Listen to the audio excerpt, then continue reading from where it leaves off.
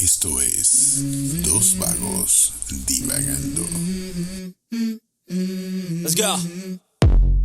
I wake up to a little bit of drool on my pillow, feel like it's gonna be a bad day. ¿Cómo estás, Carlos Sarti? Nuevamente divagando. A ver si la gente que nos escucha en Europa y en América sigue con nosotros. Ya ves que estamos atrayendo gente de una cantidad masiva, ¿no? Bueno, querido Felipe, un gustazo de nuevo estar contigo aquí después de esta primera ronda, ¿no? que tuvimos con Fortuna, que bueno, y de paso agradecemos a la gente que nos ha escuchado y bueno, los que se atrevieron a seguirnos. Y bueno, creo que sí tenemos cierto sex appeal, ¿no? O sea, el tiempo nos ha hecho madurar de otro tipo de...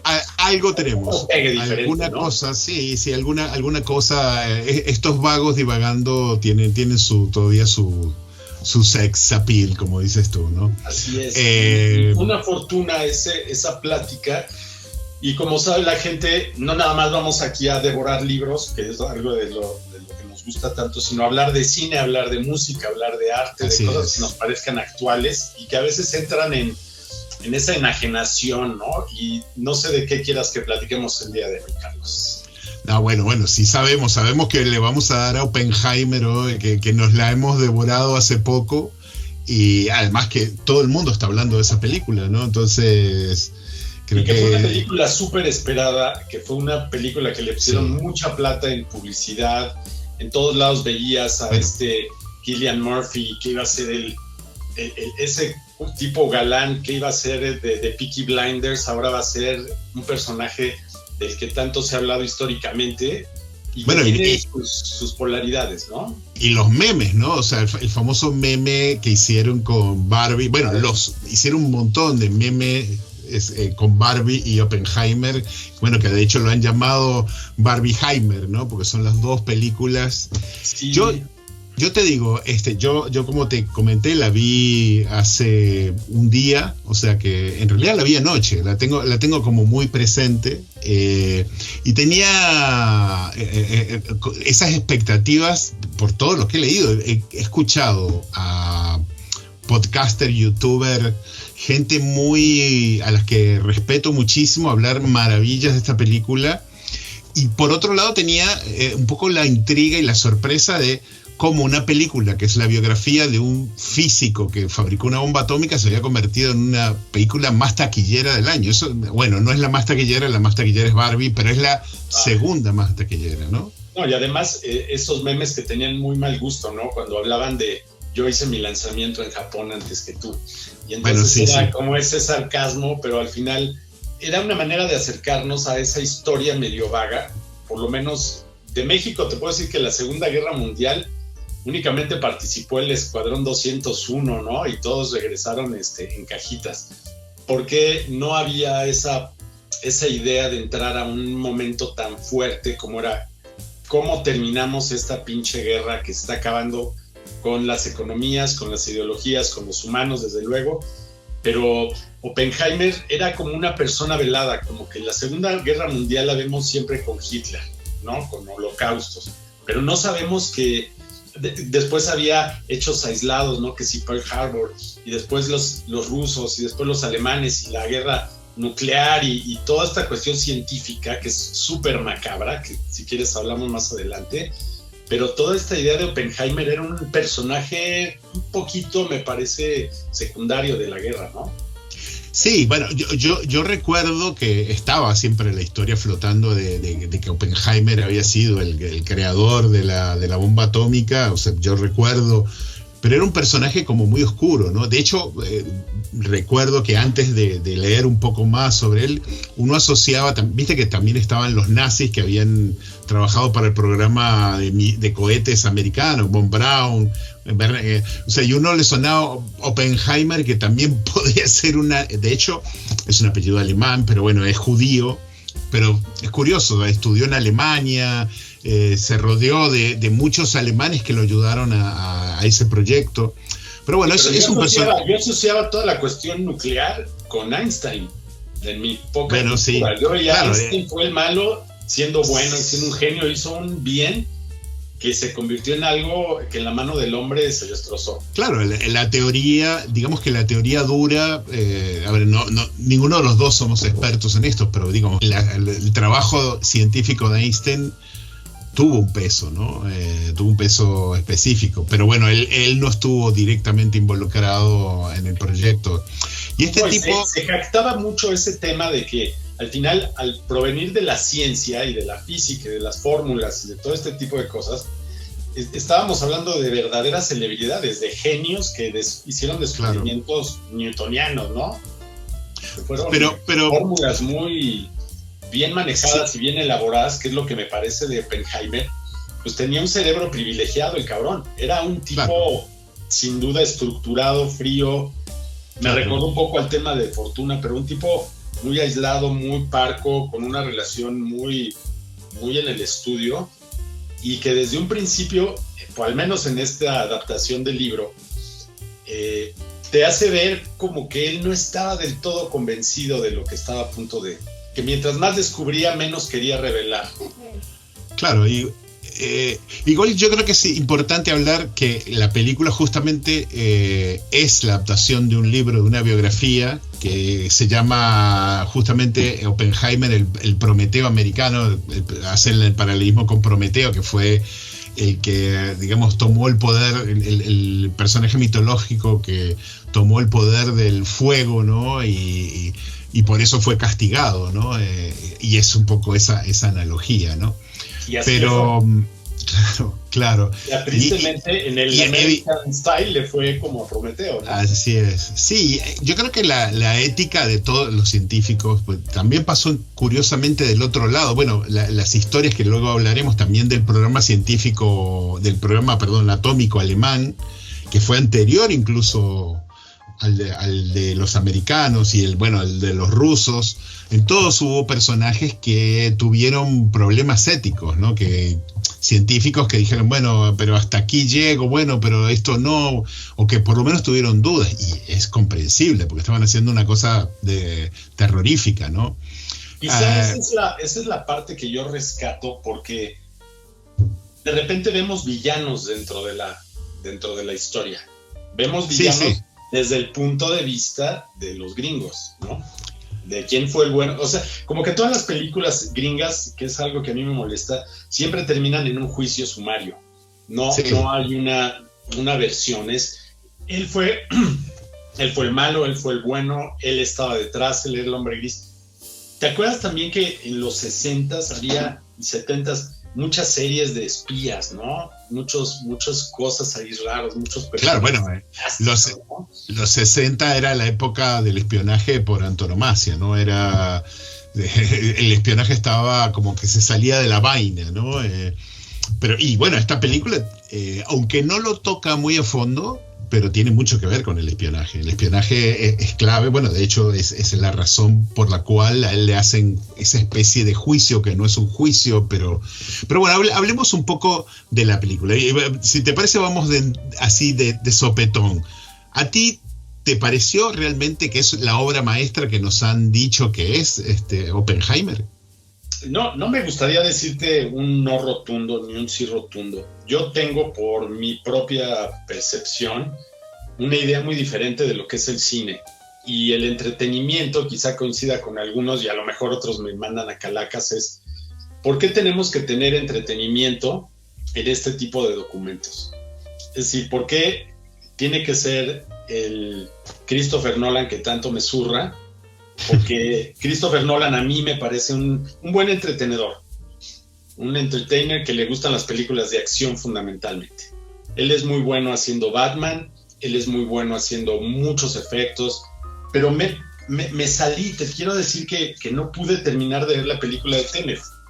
No puedo. Hay un momento que digo, no puedo estar 2 horas 43 minutos, que es lo que dura la de Oppenheimer, viendo que no se resuelve, pero que tampoco hay una emoción, que tampoco hay un aprendizaje. Es una historia de muchos efectos.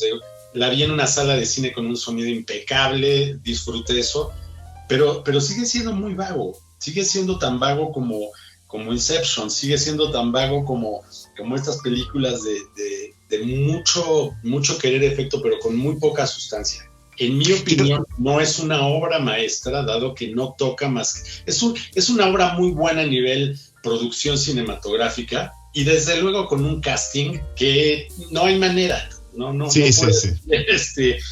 pues de repente a Robert Downey Jr.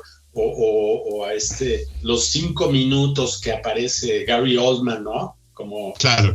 Me pasó lo mismo, o sea, ese momento, ¿no? Gary Oldman haciendo de Truman, ese momento es maravilloso. O sea, la película tiene... Le dice muy clara, los japoneses no van a saber quién chingados hizo la bomba, ellos van a saber que yo la aventé. Es esa soberbia imperial de yo soy el hombre más poderoso, y que quizá fue la razón por la que quisieron lanzar la segunda bomba, ¿no? Dijeron, ya acabamos con una, pero vamos a aventar otra para que vean de qué somos capaces.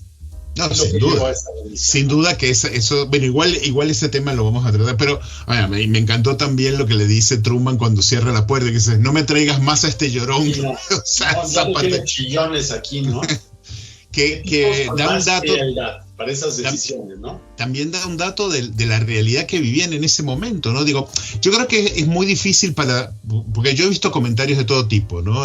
Sobre esta película. De hecho, me puse anoche a revisar los comentarios que había tanto en Google como en Film Affinity y eso, y es muy curioso. Bueno, hay de todo, hay desde los devotos absolutos de Nolan que, digo, casi que se rasgan las vestiduras diciendo que esto es una maravilla, que bueno, yo coincido bastante con lo que tú dijiste, con algunos matices, y después tienes gente que hay como 3 grandes grupos de opinadores sobre esta película, ¿no? Que eso me parece divertido. Están los fanáticos de Nolan, que yo creo que Nolan filma a su abuela desnuda en la ducha y ellos dicen que es una obra maestra, ¿no? Porque yo coincido en lo mismo. Para mí Tenet es, y voy a ser bastante crudo, para mí es una basura de película. O sea, que tiene ese tema de Nolan de que es tan pretencioso, ¿no? Que te quiere contar la historia más rocambolesca y que tú la veas 17 veces con un manual para entenderla. O sea, a mí me parece que eso no es cine. Es muy fácil de entenderla. No hay una reflexión más profunda. Es muy fácil entender a Nolan porque ya sabes que siempre va a haber algo emocional que te va a conectar. Sí, bueno. Pero volviendo, tienes ese grupo, te decía que había tres grupos, ¿no? de opinadores, los que son fanáticos, los fans, devotos absolutos. Después tienes los haters, ¿no? Están los que odian a Nolan, que tú eres, pero hay algunos que incluso te das cuenta que atacan deliberadamente a Nolan y a esta película porque es de Nolan, ¿no? A veces sin... Y después tienes otro grupo que a mí me parece todavía más simpático, ¿no? Digamos, no, la característica, digamos que el adjetivo correcto no es simpático, me parece más peculiar, que es los que se ofenden por esta película porque no hay suficiente no muestran suficientemente el sufrimiento de Japón y porque es una película machista. Eso lo vi un montón. Es una película machista porque midieron la cantidad de minutos en que aparece la primera mujer, ¿no? Cosa que me parece increíble, que se fueron al cine y midieron con un cronómetro. Y es cierto, la película, que creo que es obvio, es una película con muy pocas mujeres, aunque la esposa de Oppenheimer creo que tiene un rol muy digno y de hecho es una muy... no recuerdo el nombre de la actriz, pero es muy buena actriz. ¿No es ni Emily Blunt o esta... Emily Blunt, sí. Es buenísimo. Como Emily Blunt, en todas las pelis sale igual. Bueno, en eso coincido, pero me parece que está bien en este papel y hace un buen trabajo. Y además tiene un rol bastante importante, ¿no? Bueno, tiene un rol importante de ser la pareja. Sin embargo, me parece que más allá de que sea machista, ahora que está de moda ese tema de género y la participación femenina, el tema de la guerra siempre ha sido asociada a los hombres. Creo que quizá en la mitología o en la Mujer Maravilla no es que está asociado, es que los que ponían los cadáveres mayoritariamente, bueno, también había montones de víctimas civiles mujeres, por supuesto, pero salvo la Unión Soviética, que también reclutaba mujeres y las mandaba a que las mataran, los que iban a la guerra eran básicamente hombres, ¿no? Los que tiraban. También es cierto que la guerra fue organizada, perpetrada y dirigida por hombres, con lo cual podemos decir, pero bueno, era la naturaleza de esa época. Sí, era un mundo machista y por lo tanto creo que la película refleja una época, ¿no? O sea, creo que era medio ridículo llenar eso de mujeres para poder, como hace Disney o Netflix con ciertas películas, ¿no? O sea, pero bueno, más allá de eso, digo que hay otros... Déjame decirte algo. Uno de los recursos que tienen normalmente este tipo de películas es meter un personaje secundario que se vuelve protagonista. Claro. Entonces ahí tenemos a Matt Damon como el yo las puedo gringo, que hace que indirectamente vuelva a redimir a los gringos como los grandes creadores de este tipo de cosas, ¿no? Los grandes tomadores de decisiones, los que sudan toda la película, pero al final no tienen un matiz del todo científico, sino están todo el tiempo especulando. ¿Creo en este güey o no? ¿Será un espía o no? ¿Estaré del lado de él o no? No hay una sensación de confianza, lo cual le da más a Oppenheimer esa sensación de él ser el hombre frío que tiene en sus hombros decisiones de muy largo plazo, ¿no? Sí. Y el otro, pues, era un cuate energético que lo único que quería es, bueno, ¿acabamos la bomba o no? ¿Cuánto nos cuesta? ¿Cómo lo hacemos? Como el ejecutor, pero no con un matiz ético, que es la palabra que tú mostraste hace rato. Bueno, ahí yo creo que ahí tú señalaste una cosa interesante. Digo, a mí me pasó algo con la película, que es la primera hora, ¿no? Que es donde te cuentan, porque a veces les recordamos que dura 3 horas esta película, ¿no? La primera hora es donde te hacen como todos los antecedentes de Oppenheimer, quién fue Oppenheimer, cómo se formó, a mí, soy honesto, me pareció absolutamente soporífera, ¿no? Cuando, de hecho, miré el reloj para ver, bueno, a la hora la película mejora, ¿no? A la hora, porque empieza todo el proceso, ahí ya la cosa se ajustó y digamos que desarrollan la bomba atómica, y ahí la cosa es más interesante porque el personaje de Oppenheimer se convierte, digamos que es la parte más interesante, que muestra sus dotes de organizador, porque al final él no es el descubridor, no es el inventor de la bomba, él es un tipo que organiza y junta un montón de genios, de científicos de distintas partes, y que juntan las piezas y logran hacer un proyecto que implicó un esfuerzo gigantesco, físico, mental, intelectual, económico, para matar gente. O sea, sí, fundamentalmente para hacer un experimento, para llevar a cabo una acción. Este proyecto Álamo, ¿no? Se llamaba. Sí. Proyecto Manhattan. Manhattan en Los Álamos. Los Álamos era el lugar que eligieron, que era una zona media desértica en Arizona o Nuevo México. Creo que es Nuevo México. Además, él era dueño de los terrenos, ¿no? Claro. Sí. Estaba por ahí con el hermano metido. Bueno, y de paso, que eso es cierto que no se menciona mucho en la película. Ahí los efectos colaterales de las pruebas que hicieron ahí, que la primera prueba la hicieron cerca del lugar de Los Álamos, en un lugar que se llama Alamogordo. Es que, bueno, murieron indios, hubo un montón de gente contaminada. De hecho, eso tampoco se menciona en la película. En esa zona luego se filmaron muchas películas del oeste, muchos western. Era completamente el terreno limpiecito para hacer todo el Hollywood. Claro, pero en esas películas, mucha gente que participó en esas películas terminó contaminada de radiación y murió de cáncer, que eso no se ha hablado mucho. De hecho, yo no sé si estoy confundido, pero creo que John Wayne terminó muriendo de cáncer como consecuencia de las películas que se filmaron en esa zona. Pero bueno. Sí, que nadie sabe qué es lo que hay, porque tampoco sabemos cuáles son a nivel, nosotros que somos más de creatividad y de comunicación, es más difícil saber los efectos de la radiación, los alcances, cómo crece, si como los tours que están ahorita de moda para ir a Chernobyl, ¿no? Sí, y la bueno. gente sigue yendo a Chernobyl, sí. pasa y regresa con malformaciones o problemas genéticos, ¿no? Es cierto que, a ver, ir al lugar donde tiraron la primer bomba atómica, que es un peladero de chivos en el desierto, no me genera ningún interés, ¿no? A mí, soy honesto, Chernóbil, antes de la guerra de Ucrania, me generaba cierto morbo como para ir, ¿no? Y toda la estética que había de Chernóbil. Eso es. Esa cosa de una ciudad detenida en el tiempo, y esa cosa a mí me mueve un poco, ¿no? Bueno, al final nunca fui, pero no lo hagas, Carlos, no es necesario.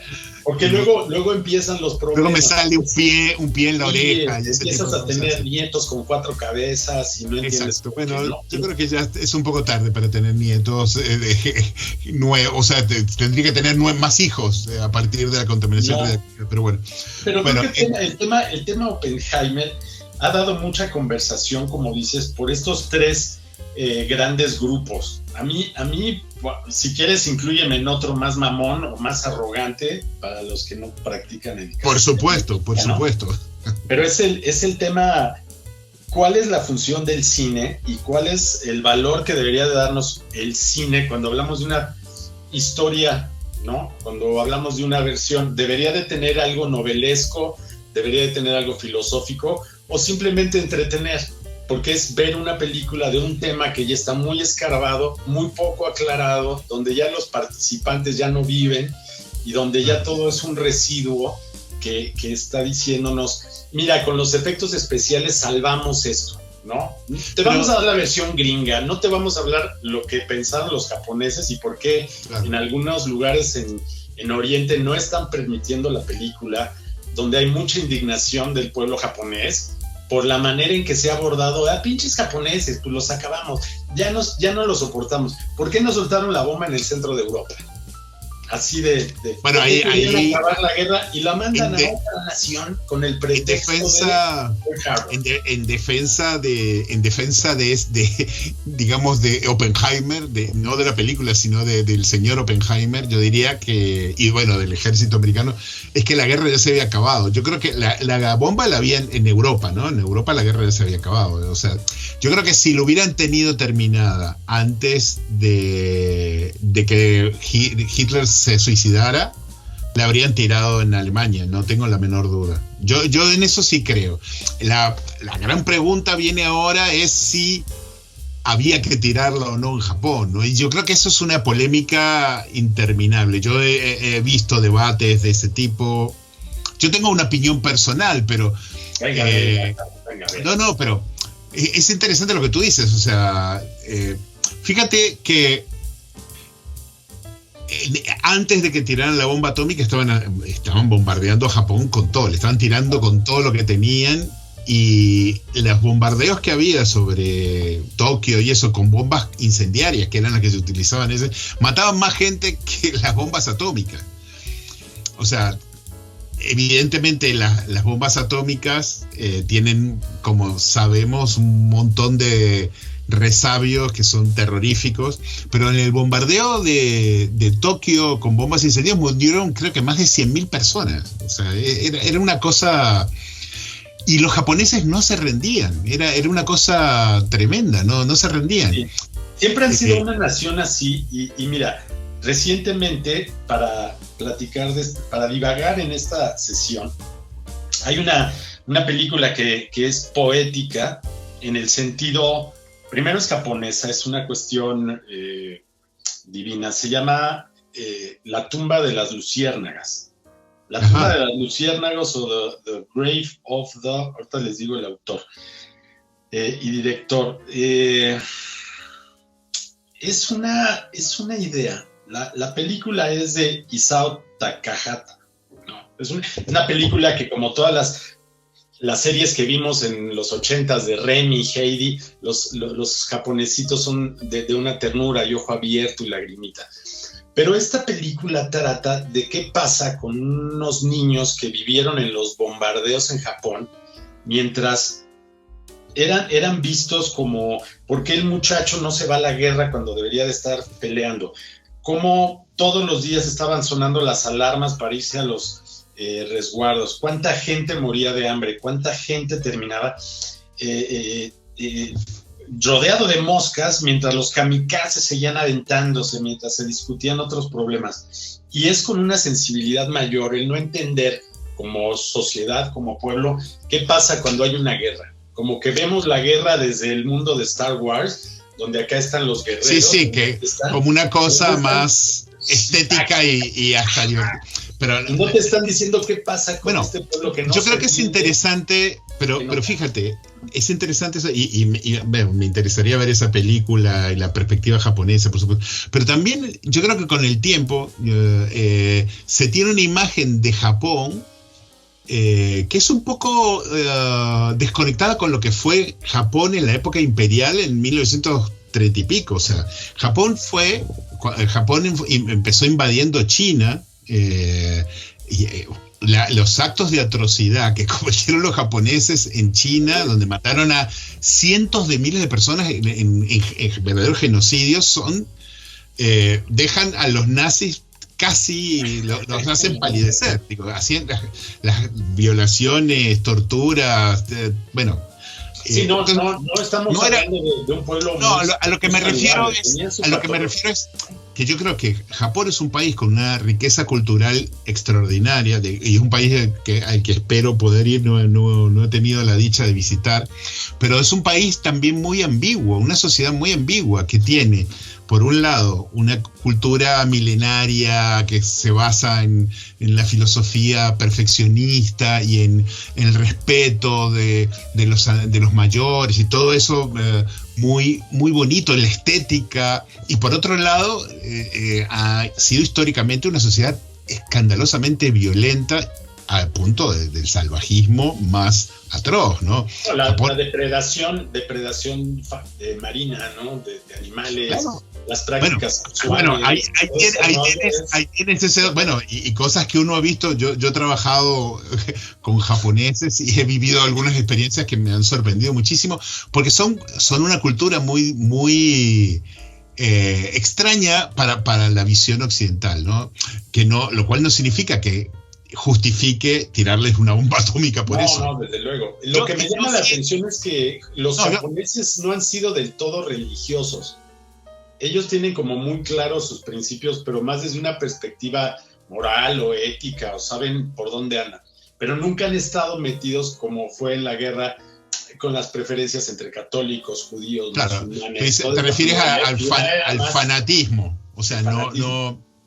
Sí, pero digo, yo creo que pasa un poco eso, ¿no? Creo que hoy en día nos cuesta, con la visión que tenemos del Japón actual, que es una sociedad muy evolucionada y muy diferente, nos cuesta mucho imaginarnos lo que fue ese Japón imperial militarista, porque además no solo estaba el emperador, pero estaba manejado por un grupo de fanáticos militares que eran absolutamente crueles y que empujaban a su gente a matarse, bueno, como ocurre con estos terroristas fanáticos de repente musulmanes que los mandan a matarse con una bomba o inmolarse. Los kamikaze prácticamente es eso, ¿no? Era eso. Lo que llamaba la atención eran estos misiles que tenían esta tecnología de flotador, donde les ponían una suerte de balsa de madera, de manera que no iban hacia el submarino, sino hacia el barco, ¿no? No había manera de que se perdiera.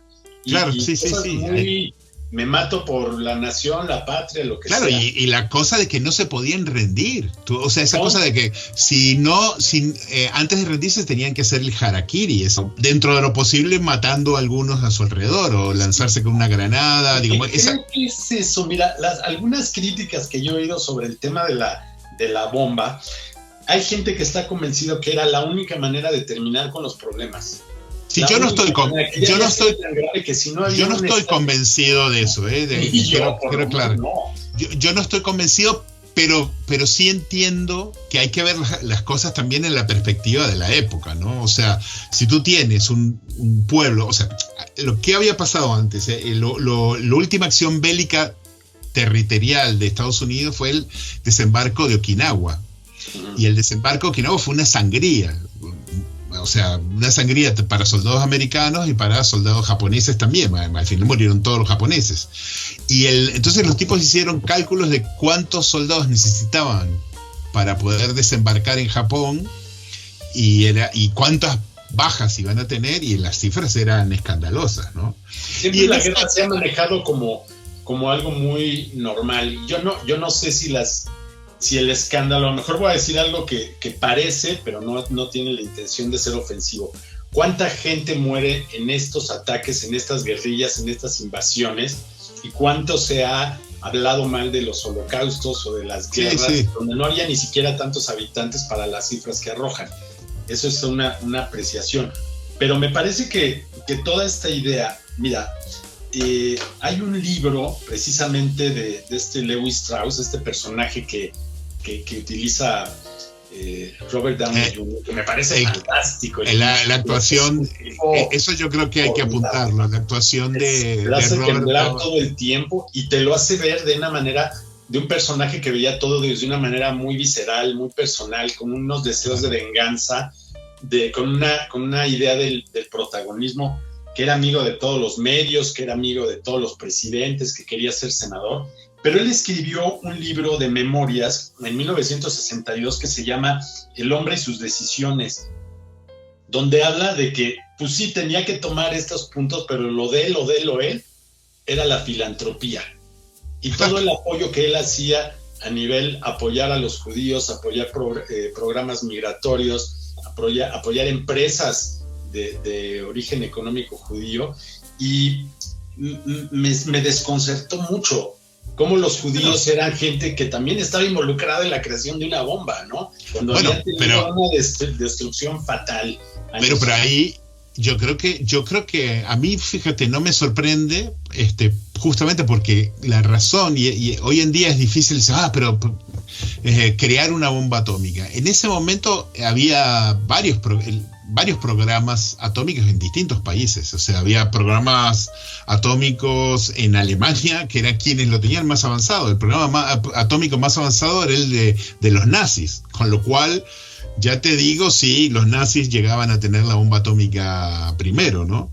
Y no sé si ahora esos botones rojos de los que se habla en las películas de espionaje son lo que ya tenían los nazis en esa época, ¿no? Ya eran tomar decisiones de, bueno, ya me caíste mal, ahorita acabo con este pueblo, ¿no? Claro, bueno, es un hecho que si ellos hubieran tenido la bomba atómica, probablemente Hitler hubiera ganado la guerra. O sea, no hay mucho para dónde agarrar, ¿no? Los rusos tenían su propio programa atómico, estaba muy atrasado también. Los ingleses tenían su programa atómico, Francia bien, o sea, no era que había una cosa que se le ocurrió a los americanos. Obviamente que cuando la situación de la guerra, creo que el programa empieza en el 43, era evidente que tenían que hacer algo para acelerar el final de la guerra y además para adelantarse a los nazis, pues decidieron, bueno, hagamos nosotros también la bomba atómica.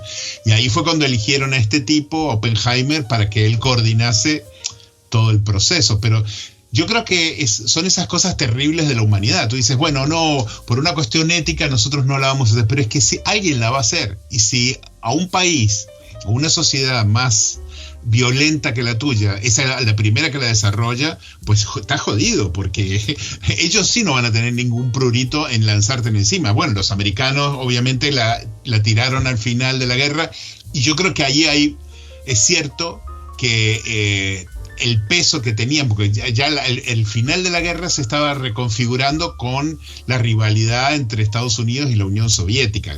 Y esa sensación de claro. ¿Quién manda aquí, no? ¿El bando azul o el bando rojo? La Guerra Fría, el partir del país en dos.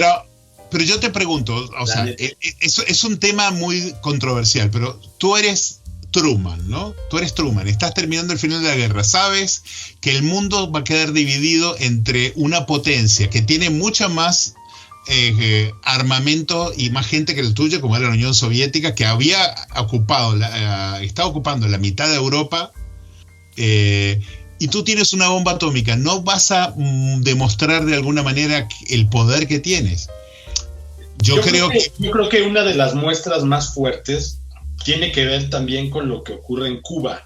en ese lugar estratégico tan pegado a Estados Unidos, del cual no se pueden quitar ese dolor testicular los gringos, por más que quieran, de tener ahí algo desconocido, ¿no? Algo rarísimo. Bueno, ahí las armas nucleares también tuvieron mucho que ver, de hecho, por la crisis de los misiles y todo, que eso da para... Pero sí, es que yo creo que nosotros somos prisioneros de alguna manera, bueno, y es parte del tema de la película, somos prisioneros todos de las armas nucleares, pero era un poco inevitable, no era que porque la ética de Robert Oppenheimer, si él se hubiera negado a hacerlo, alguien lo hubiera hecho. Digamos, desde luego, ya estaba la fórmula hecha. Claro, así como... Pero termina como un chivo expiatorio cuando ya empieza Lewis Strauss a hostigar, y el FBI a poner a Hoover, pero arriba, ¿no? A crear estas instituciones legalmente de espionaje que se llaman de investigación, pero en realidad donde estaban coludidos de todo tipo. Yo pienso cómo los rusos han estado muy metidos en Medio Oriente o en Cuba o en lugares muy estratégicos, de la misma manera que Estados Unidos tienen claves por todo el Océano Pacífico y donde hacen experimentos de este tipo, que aunque se quejan mucho del calentamiento global y la madre, pues ha de haber alguna repercusión en estas acciones, ¿no? En los polos, probablemente, o en algunos lugares donde, pues los lugares en Corea...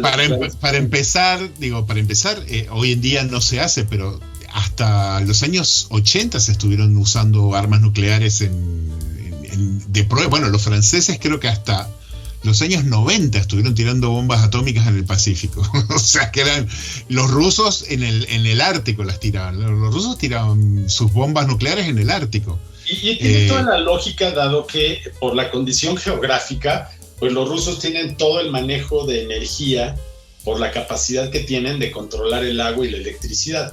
Y toda esta energía que han estado saboteando puso a temblar hace unos meses a Europa por la famosa guerra de Ucrania. O sea, el tirar una bomba ya no es algo de destrucción masiva tan inmediata y potente, ¿no? Sino que es una pequeña acción de gran impacto.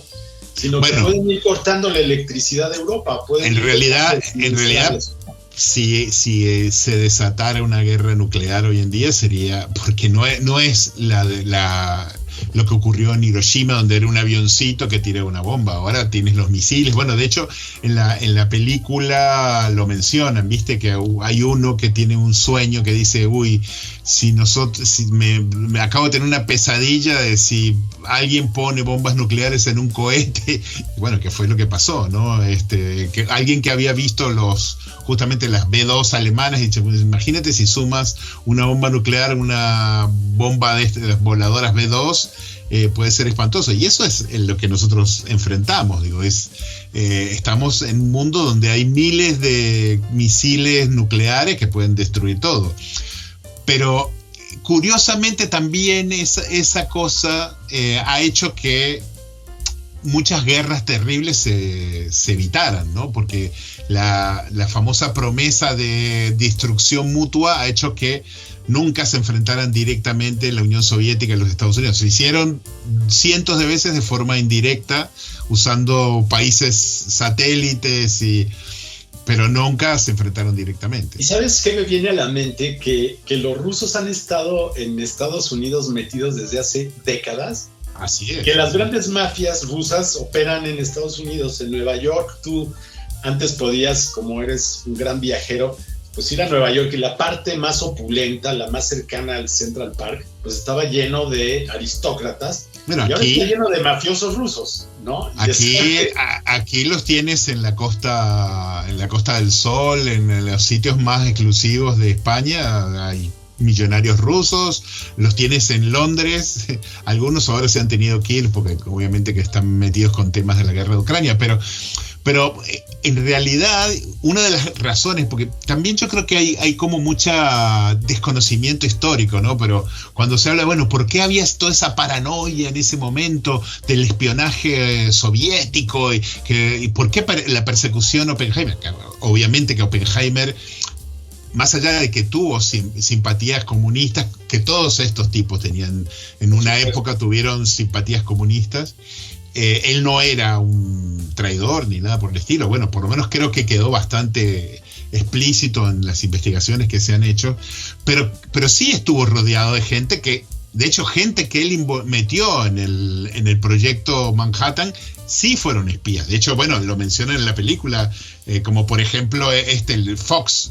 Fox era un alemán, Klaus Fox, que claramente le pasó planos, información a los soviéticos, con los cuales adelantaron, se calcula que un par de años el desarrollo de su propia bomba atómica, y había un montón de espías, o sea, solamente en el proyecto Manhattan. La película de James Bond, pero en la realidad. Claro, o sea, a ver, si hay algo en lo que históricamente los rusos han sido buenos es en el espionaje. De repente no son buenos fabricando coches, pero como espías son muy buenos. Oye, aquí en México hospedamos durante algún tiempo. Así es. Lamentablemente a León Trotsky, ¿no? Lo tuvo Frida y Diego, y murió de una manera lamentable. Y lo mató un agente soviético, Entonces, no es que estén ahí como grandes grupos, son células, y creo que es parte de lo que ocurre en esta plaga apocalíptica llamada guerra. Pero me gustaría la reflexión sobre lo que es la globalización, y si la globalización implica todo esto. No existe la ONU como una figura o una persona conciliadora. La gente se mete a nivel guerrillas en mafias que hay en Cancún, como puede haber en el sur de España, como puede haber en Argentina, en cualquier lugar, y estamos coludidos. Y creo que la película de Oppenheimer, al final, si yo tuviera que decir una palabra, es la traición. En todos los ámbitos hay traición. Traición a la ciencia, traición a la ética, traición a Estados Unidos, pero también al comunismo. Pero hay una complicidad espantosa que justo se cierra con la famosa frase de Truman, ¿no? Que es, primero, bueno, las dos frases horribles que mencionamos. Primero, a los japoneses no les importa quién lanzó la bomba, quién la hizo, perdón, sino que la lanzamos los gringos. Y la otra es, no me traigan a chillones. Hay que tomar decisiones fuertes, y a lo mejor una decisión no está a nuestro nivel de entendimiento para parar un problema económico global mucho más sofisticado, ¿no? No, seguro.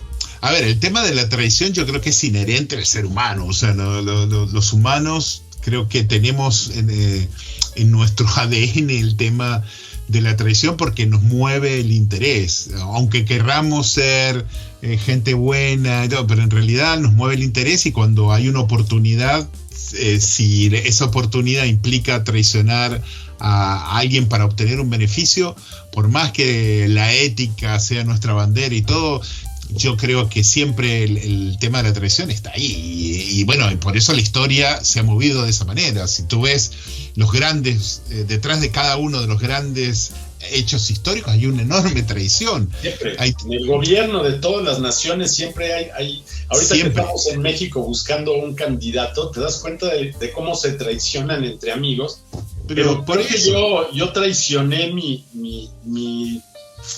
cuestión cinematográfica cuando me metí a ver Oppenheimer, pero confiaba en que iba a ser una peli de mucho mayor alcance, que iba a entender algo como... incluso cuando he visto esas historias gringas cursis de los desembarcos en Normandía y toda esa sensación humana, creo que aquí vi claramente un Cillian Murphy que si ya había estado en Peaky Blinders, con una personalidad muy especial, aquí sale igual, con cara de póker, sale igual con esa sensación del hombre frío, pero que en los videos que luego ves del propio Oppenheimer en las redes, él es una pinche momia, es un tipo completamente sin gestos, ¿no? Sí, tiene unas características... Hay una maldad detrás de... A mí me gustó él en el papel ese. O sea, yo te digo, a nivel de actores, yo creo que está muy bien la película. Lo que pasa es que yo creo que la película en sí es pretenciosa, porque creo que es como que Nolan dijo, bueno, yo soy Nolan, y este libro que es una biografía aburridísima y todo, que da para hacer un documental para History Channel, yo lo voy a convertir en una película de 3 horas, y todo el mundo la va a ver y va a decir que es la mejor película. Y yo creo que a mí lo que más me ha sorprendido, de hecho, es que va mucha gente, o sea, que es una película taquillera, o sea, que la gente aparentemente la disfruta. Bueno, es medio extraño, para mí es extraño porque no es una película sorprendente, no aporta nada nuevo, creo que es una película bien actuada que te cuenta una historia que tampoco es una historia particularmente atractiva, no es la historia de Elvis Presley o la historia de un ídolo del rock, es la historia de un físico que se enfrentó a un dilema ético y moral y que hizo la bomba atómica y después lo traicionaron, como bien dijiste tú, para tener que enfrentarse. Como lo había anunciado Einstein en ese momento, y de mucha complacencia, y de muchas frases muy sublimes, y lo tuve que hacer. Sí. Pero sí destaco que las películas de Nolan tienen dentro de su fórmula meter un casting que no hay manera de dejar atrás, ¿no? No puedes dejar, desde luego, a Emily Blunt, a Matt Damon, al mismo Kenneth Branagh, ¿no? O a Rami Malek. Él está muy bien apoyado por estos actores que son taquilleros, pero creo que lo que tienen estas películas es que son fáciles a nivel conocimiento. No tienes que leer el libro de 1000 páginas para entender más o menos de qué se trató el tema de Oppenheimer. Y es un tema que puede ser una pregunta universitaria de conversación, pero cuando ves una peli de 3 horas ya te dan un panorama. Sí, pues, o sea, pero igual como hito cinematográfico a mí me parece realmente bastante pobre, en el sentido de, yo creo que una película de se supone, de este nivel, tendría que haber aportado algo nuevo, que esa es la parte que a mí me sacudió un poco más. Yo estaba todo el tiempo como esperando, bueno, y ahora sí me va a sorprender Nolan, ¿no? Y ahora sí. Y incluso los recursos creativos, digamos, entre comillas, que utiliza, como por ejemplo el momento cuando, después de que le dan la noticia de que la bomba atómica es un éxito y que murieron cientos de miles, decenas de miles de japoneses, que él empieza a ver como personajes digamos, de su misma gente con la que trabajó con él, que se empiezan a transfigurar por el efecto de la radiación, que es como una especie de metáfora. Me pareció muy burdo, ¿no? Me parecieron como recursos burdos para como tratar de ser original, que yo ese tipo de cosas las he visto bien resueltas, digamos, un Tarkovsky hacía cosas maravillosas con algo de poesía, o Fellini, pero no lo puedes comparar de esa manera. Por eso sugiero por eso. Esta de la tumba de las luciérnagas, que con mucho menos recursos, desde luego, prácticamente es una película animada prácticamente al estilo 80s, pero creo que no he ido tampoco por autorrespeto a ver la de Barbie. No he tenido muchas ganas, honestamente, y si quieres es mi lado machista. Yo no la he visto tampoco. Uno sabe la tengo que ver porque que no va a estar buena, ¿no? Te digo, la tengo que ver porque quiero escribir sobre esa película. No tengo muchas ganas, la verdad, de verla. O sea, he visto muchos análisis, creo que análisis de gente a la cual respeto, y algunos hablan muy bien, otros hablan bastante mal, y tengo una opinión preformada que no sé si es la forma correcta de ir a enfrentar la película. Pero que en este caso, fíjate, yo no tenía una opinión, en el caso de Oppenheimer, no tenía una opinión negativa antes de ir a verla, en absoluto. De hecho, tenía muy buenas expectativas, decía, bueno, parece que esta vez Nolan sí nos va a traer algo realmente bueno. A ver, hay películas de Nolan. Queda en evidencia que lo de él son las películas de acción. O sea, fuimos de una manera muy naif a la sala a pensar que iba a ser algo realmente removedor, como lo hubiera hecho a lo mejor Spielberg en algún momento, pero no. Es que ahí está, mira, creo que pusiste un buen ejemplo. Yo creo que, fíjate, es una película difícil. Esta es una película muy difícil porque es un coñazo, lo que cuenta es un coñazo, realmente, digámoslo. O sea, el tema es aburrido, porque además creo que fácilmente le sobra 1 hora a la película de todo. O sea, creo que quiere contar demasiadas cosas, y todos los intríngulis del cuasi juicio que le hacen a este Oppenheimer son realmente engorrosos. Llega un momento que tú dices, por Dios, ya basta, no me cuentes más. Yo le hubiera dedicado todo. Mira, ¿sabes por qué? La primera hora es horrible porque así son los libros gringos. O sea, tú ves un libro gringo y tiene 40 páginas de introducción. Y pero hay libros americanos que no son así. Esto es que te tengo que contar la historia del personaje. Si hubiera invertido yo a lo mejor al romance. Pero mira, iba una cosa. Tú dijiste Spielberg. ¿Sabes quién yo creo que es bueno para ese tipo de cosas? Yo creo que Spielberg, que es americano, que es judío, ha contado historias de este tipo con mucho más tino.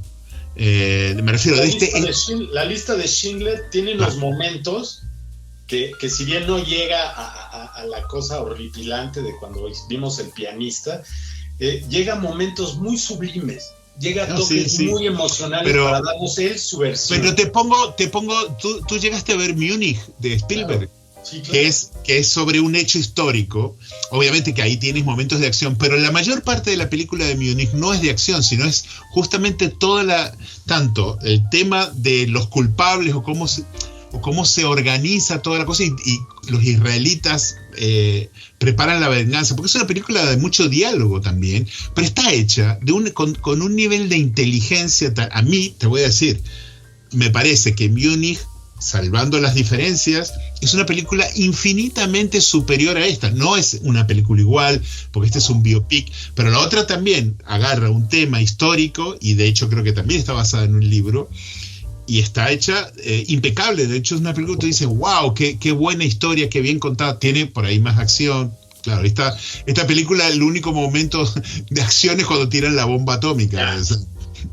Oye, íbamos a platicar, porque antes de que nos escuchara, las tres personas que nos escuchen, este personaje también, de este genio mexicano, prodigio que se llama Jorge Volpi, y de un libro fantástico. Los que no sepan, Jorge Volpi fue algún personaje importante en la época de Felipe Calderón en cuanto a la UNAM, y siempre ha estado metido en temas culturales como el Canal 22. Pero de Jorge Volpi, este libro también que pones en la mesa me parece como para... Sí, es súper interesante, ¿no? porque es como la versión mexicana de Oppenheimer, ¿no? O sea, no el científico, pero Jorge Volpi escribe ese libro que se llama En busca de Klingsor, ¿no? Sí. En busca de Klingsor es un libro, creo que es del año, si no me equivoco, es del el 99 creo que lo escribió, o sea, ya tiene sus 20 años.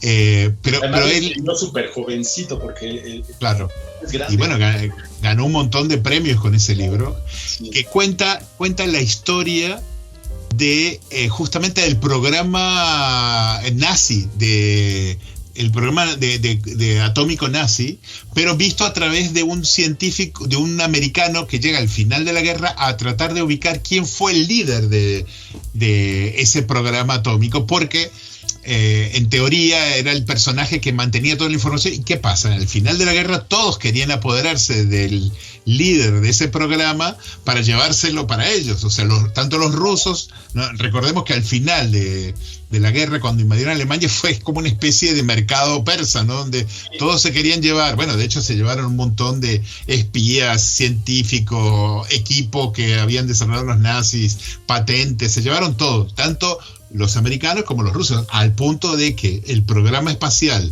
americano y el programa espacial soviético se basan, diría que 80% en lo que se llevaron de Alemania, ¿no? Y me acordé ahorita, no sé por qué lo asocié, porque ¿te acuerdas aquella vez que fuimos hasta el sur, hasta la Patagonia? Sí. Bueno, que hablamos de ahí, que estaba supuestamente el lugar donde se había refugiado Hitler. No, porque yo estaba ahí caminando, bueno, íbamos paseando en una carretera increíble y tenía todas las condiciones geográficas para parecer la Selva Negra, ¿no? Entonces, de repente veías cabañas y veías Boy Scouts y veías mucha gente que decías, ¿estos cómo llegaron aquí? En esa zona hay muchos ex nazis, ¿no? Y sus descendientes, los nazis ya deben haber muerto. Bueno, y está toda esa leyenda de que en un lugar sobre el lago ese había una casa donde estuvo viviendo Hitler, porque en realidad lo sacaron de... Pero es muy interesante que sacaste el tema porque bueno, todo el tema de esta novela, que es la búsqueda de este científico, oficial científico americano, que va tras la pista de este personaje que le ponen de sobrenombre Klingsor, que era como el nombre mitológico que le ponían. Era porque obviamente querían obtener la información, y hay varios científicos a los que sospechan, pero nunca saben, le echan la culpa a uno, pero no saben exactamente quién fue el máximo líder del programa nazi de bombas atómicas. Obviamente uno de los más importantes era Heisenberg, que lo mencionan en la película esta Oppenheimer, que era un físico alemán muy importante, pero además hay una arista que creo así que lo menciona. Así lo escuchó bien, como el de Breaking Bad. Ajá, sí, claro, es que el de Breaking Bad se basaba justamente en este. Lo escuchó usted bien. Ajá. Lo interesante es que creo que lo menciona el libro de Volpi. El libro de Volpi lo leí hace mucho tiempo y no me acuerdo todos los detalles, pero creo que una de las cosas más curiosas es que se supone que parte de la información que utilizó Oppenheimer para desarrollar la bomba atómica en el proyecto Manhattan en realidad fueron filtraciones de los propios científicos alemanes del programa nazi, que se las pasaron para que los americanos pudieran desarrollar la bomba. Y que ya no tenían mucho que perder, ya estaban en un momento de comercial. No, y además que odiaban a Hitler, trabajaban. Ya estaban cagados del jefe. Pues Carlos, no sé, tenemos mucho que platicar todavía. Ha sido muy extenso, muy saludable. Quizá tan extenso como la película de Oppenheimer. no tanto. Pero no tan, la película duró 3 horas. Nosotros creo que... Pero creo que hay muchas cosas. Yo me quedo con la idea de que no es una película que la gente se deba de perder, por mi opinión o la tuya, pero de acuerdo. Ya desde una perspectiva de más análisis, como hemos hecho, no es una película que amerite más de 2 estrellas en un ranking de 5, y no es una película por la que uno tenga que esperar un año.